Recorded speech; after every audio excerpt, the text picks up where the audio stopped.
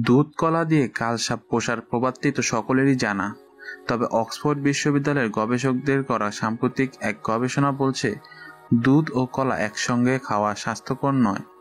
দুধ ও কলা আলাদা আলাদাভাবে পুষ্টিগুণ সমৃদ্ধ খাবার, কিন্তু একসঙ্গে খেলে তা বরং আপনার শরীরের জন্য মারাত্মক হতে পারে। জেনে নিন দুধ কলা একসঙ্গে খেলে কি হয়। দুধ ও কলা আলাদা দুই ধরনের দুটি খাবার। দুধে প্রোটিন, ভিটামিন বি12 এবং রিবোফ্লেভিন ও ক্যালসিয়ামের মতো খনিজ পদার্থ আছে। প্রতি 100 গ্রাম দুধে রয়েছে 42 ক্যালোরি।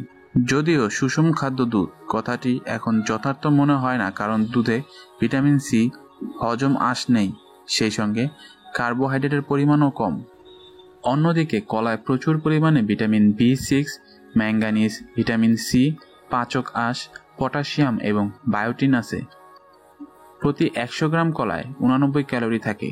কলা আমাদের পাকস্থলীকে ভারী করে রাখে এবং আমাদেরকে অনেকক্ষণ পেট ভরা অনুভূতি দেয়।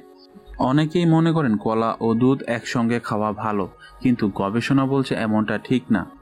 গবেষণাটির মতে দুধ ও কলা একসঙ্গে খেলে তা যে শুধু আমাদের হজম প্রক্রিয়ায় সমস্যা করে তাই নয়, তা আমাদের সাইনাসের শোষণকেও ব্যাহত করে। এটা আমাদের সাইনাসের সমস্যা সৃষ্টি করে এবং অ্যালার্জির কারণও হতে পারে। অনেকে দুধ ও কলা একসঙ্গে খাওয়া অনেকে সমর্থন করলেও দুধ কলা একসঙ্গে খেলে আমাদের বমি বমি ভাব আনতে পারে, এমনকি তা আমাশয়ের কারণও হতে পারে। আয়ুর্বেদিক শাস্ত্র দুধ ও কলা একত্রে খাওয়ার নেতিবাচক প্রভাবের কথা বলা হয়েছে।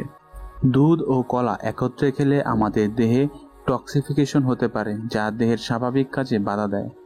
সেই সঙ্গে দুধ ও কলা একসঙ্গে খেলে তা আমাদের মধ্যে গুরুতর হতাশা তৈরি করতে পারে এবং আমাদের মস্তিষ্কের কার্যক্ষমতা কমিয়ে দিতে পারে।